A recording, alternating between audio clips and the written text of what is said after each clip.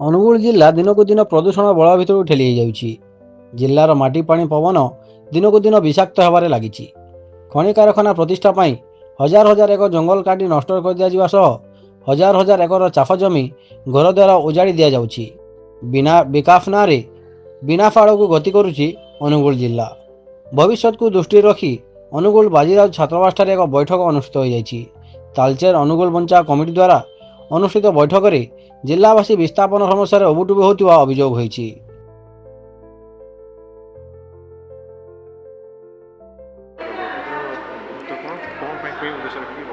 आपने जानिथिबे जे अनुगुल जिला हूँ गोटे शिल्प समृद्ध जिला।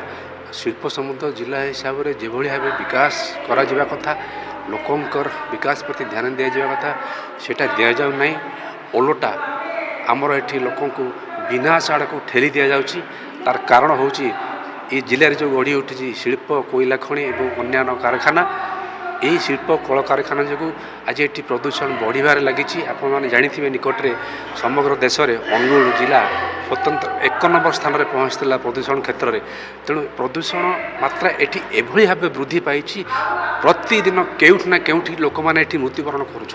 आप तालचेर एमसीएल कथा कहतु कि जिंदल स्टील प्लांट कथा कहतु कि नालकोर पावर प्लांट कथा कहतु यही सब गुड़िक कल कारखाना जो जो प्रदूषण निर्गत होती जो लोक मैंने रोगर शिकार होती। देखिए मारात्मक रोग लिवर किडनी कैंसर एटी मृत्युमुखर लोक मैंने मृत्युमुखर पड़ुंट। एटी जो गुड़ाक आम आबांडन कोल माइन्स रही तालचेर एरिया से रेडियो एक्टिविटी निर्गत हो जहाँकि कैंसर वृद्धि में सहायक हो। लोक मैंने कैंसर मरुंच स्किन कैंसर हो विभिन्न पेट रोग देखा दूँ हार्ट पेसेंट अच्छा बहुत विभिन्न हृदरोग लोक मैंने मृत्युमुख कर। तेणु एभली बर्तमान परिस्थिति होती अनुगुल जिले में जदि प्रदूषण निराकरण प्रति सरकार कौन ठोस पदक्षेप न नियंती ताहले एठी आ लोक बसवास करेंगे नहीं। आगामी 5-10 आमे बर्तमान निष्पत्ति नेलु। या पूर्व तालचेर गोटे बैठक करूँ कणियारे एवं छेनीपदार बैठक करूँ। आज अनुगुल आम बैठक थिला। ये बैठक रे निष्पत्ति निया बर्तमान अनुगुल जिले में जो प्रदूषण करुवा जो शिल्प कारखाना गढ़ी उठी से विरुद्ध में दृढ़ कार्यानुष्ठान ग्रहण करा जाऊ एवं अनुगुल जिले में अन्य कौन नूतन खनि किंबा कौन प्रकल्प को आम प्रतिष्ठा कराई देबू नहीं। यह व्यतीत बर्तमान जो लोक मैंने बंची किभली भाव से सुरक्षित रे से किभली भाव अनुगुल जिले में बसवास करेंगे बंची रे आमर जो बंचार अधिकार को छड़े नहीं सरकार से बंचार अधिकार को फेराई आने आमर ए तालचेर अनुगुल बंचा आंदोलन आरंभ होई। आंदोलन को आम गोटे सोशल मास मूवमेंट रे परिणत करूँ जेभली भाव नर्मदा बंचा आंदोलन किंबा चिपको आंदोलन होता।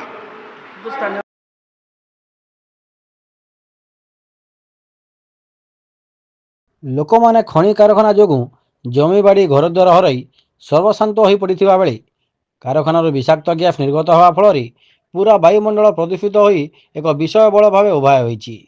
भूतल जल में फ्लोराइड नाइट्रेटर परिमाण अधिक रही कार्बन मोनोक्साइड ठार आरंभ कर सल्फर डाइऑक्साइड भली विभिन्न मारात्मक ग्यास निर्गत होगा फल जिलार पूरा परिवेश प्रदूषित हो पड़ी।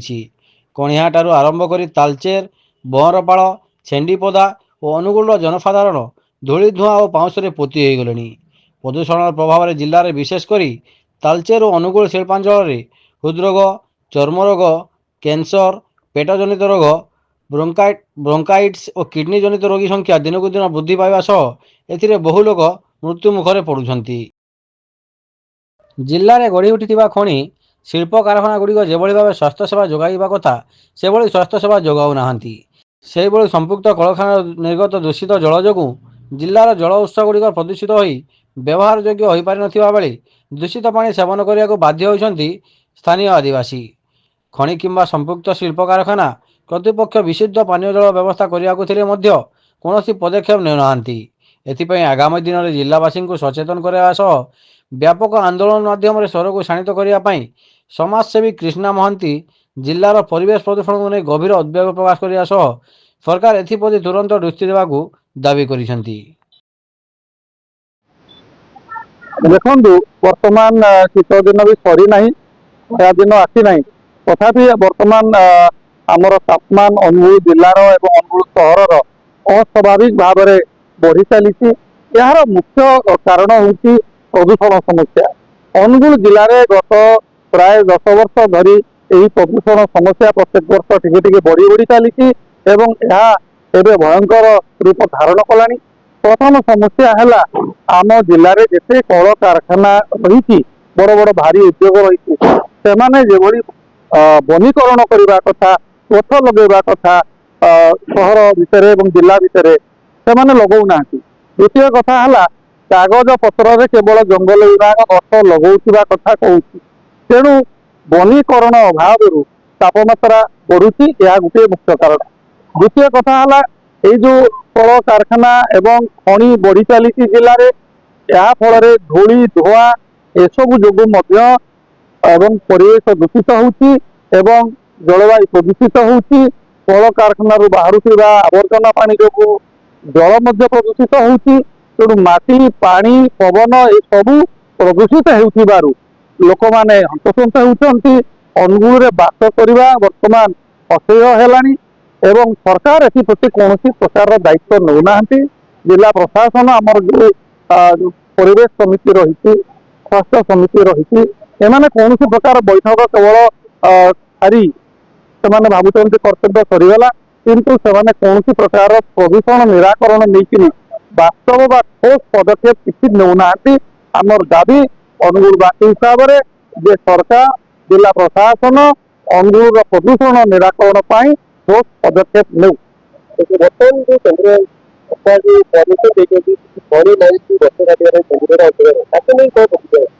देखु अनुगुल जिलार केन्दीपदा ब्लॉक रे विभिन्न खनि निलाम होती किंतु खनि निलाम होवार आम विरोध करूना। खनि हो किंतु खनि खोलिबा पूर्व से जिते जगह ने तार 3 गुणा रु 4 गुणा से आग गछ लगा आग सबुजिमा सृष्टि करूँ तापर खनि खोलतु यहाँ हूँ आमर दाबी किंतु से भाई करूना। मन इच्छा खनि खोलिबार व्यस्त गछ काटी दौरान शह शह गछ काटी पदा करदे फल वर्तमान अनुगुल परिवेश समस्या उत्कट होबार लगी। निश्चित भाव में आगामी दिन में लोके राजरास्ता को ओल्ले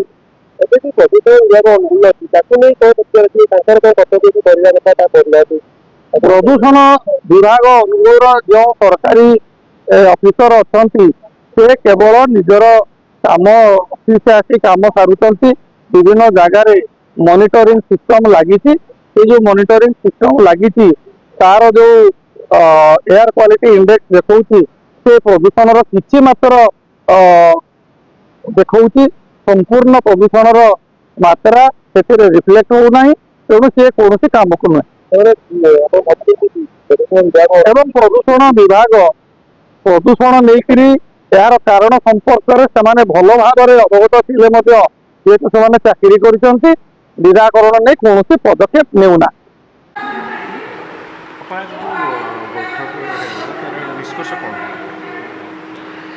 बैठकटा है तालचेर अनुगुल को केमती ए प्रदूषित ये नष्ट हो जाऊँगी जो प्रदूषित जलवायु जो कमी रक्षा करवा यहाँ हूँ मूल कथा।